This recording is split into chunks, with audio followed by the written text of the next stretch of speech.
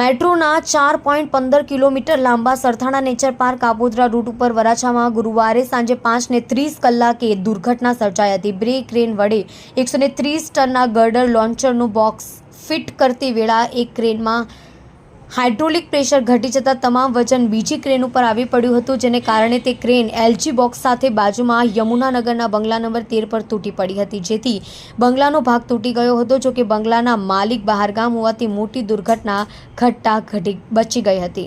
સાંજે 4:30 વાગે ક્રેનનું મુહૂર્ત કરી મેટ્રોના કર્મચારીઓ પેંડા અને શ્રીફળનો પ્રસાદ આપી ગયા હતા। અમે બેઠા હતા, અચાનક કંઈક તૂટવાનો અવાજ આવતા ભાગ્યા અને પાછળ ફરીને જોયું તો ત્યાં બેઠા હતા ત્યાં લોન્ચર તૂટી પડ્યું હતું।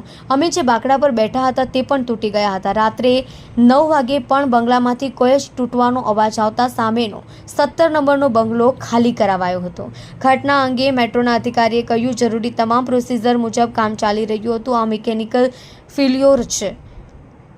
ક્રેનની મદદથી લોન્ચિંગ ગર્ડર બોક્સ ઉપાડી રહ્યા હતા ત્યારે આ દુર્ઘટના ઘટી હતી। બે ક્રેનને એક બંગલો કમ્પાઉન્ડ વોલને નુકસાન થયું છે। પ્રથમ દ્રષ્ટિએ આ એક અકસ્માત જ છે। એલજી બોક્સ લિફ્ટિંગ દરમિયાન તમામ માપદંડોનું પાલન કરાયું હતું, પરંતુ આ અકસ્માત સર્જાયો છે, જેની તપાસ શરૂ છે। ક્ષતિગ્રસ્ત મકાનના માલિકને નિયમો અનુસાર યોગ્ય વળતર આપવામાં આવશે।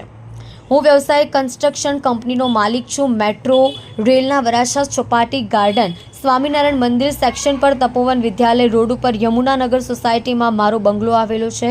ગુરુવારે હું મારી પત્ની સાથે સવારે 10 વાગે એક કામ અર્થે વડોદરા ગયો હતો અને સાંજે 5:30 વાગ્યાના અરસામાં મારા પર એક પરિચિતનો કોલ આવ્યો કે તમારા ઘર પર એક ક્રેન અને બોક્સ પડી ગયું છે।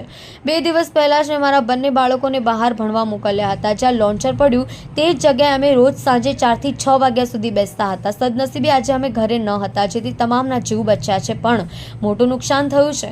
મેં 100 નંબર પર પોલીસને કોલ કરીને ફરિયાદ પણ કરી છે। હું ઘરે પહોંચીને જોઈશ કે કેટલું નુકસાન થયું છે।